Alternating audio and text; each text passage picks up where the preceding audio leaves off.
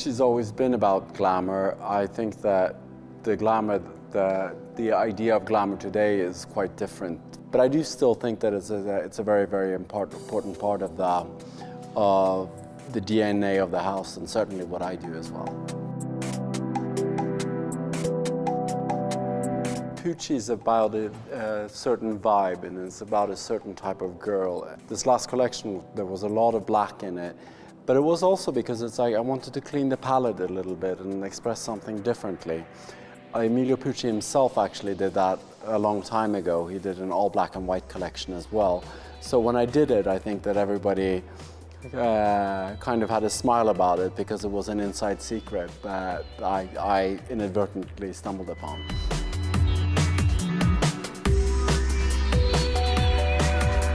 I think life inspires me to design for Pucci. I think I very much believe in going where the girl is, living the life, or seeing the life that she's living as well. But more than anything, it's the body. And that's always a very important part of my design and what I do for the house as well.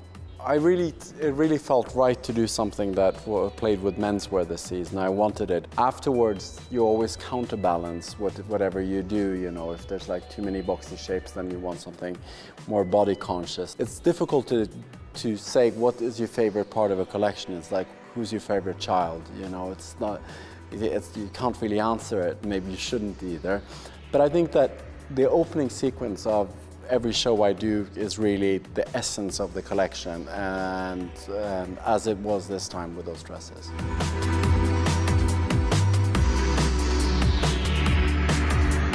I think for me, cut is a very, very important part of what I do. Color is another one.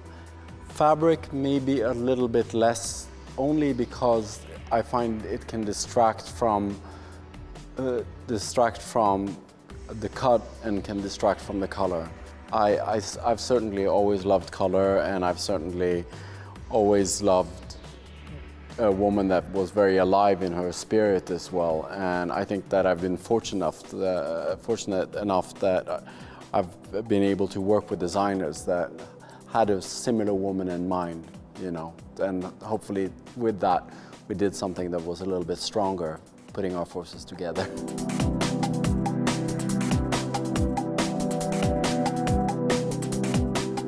I think that the Pucci girl in the 60s was quite a rebel as well. Maybe what I've tried to add to it today, apart from updating that idea of a woman, is maybe give her a little bit of a rock and roll edge as well. I think I've always loved fashion. I got my first sewing machine when I was 6 or 7 years old. I can't remember exactly, and my father's not around anymore for me to ask him. But it was always a hobby. And I didn't think that you could permit yourself to let your hobby be your work. And it was later, when I was about 16 or 17, that I realized I wasn't going to be happy doing anything else, and I absolutely had to do that. Do I think that Emilio Pucci would approve of what I do today? Yes, I think so. I think so. I think, you know, he was somebody that was always curious about looking forward, and always curious about like what was next. And I think that he drew so much of his inspiration from traveling and from living his life as well, this amazing, amazing life.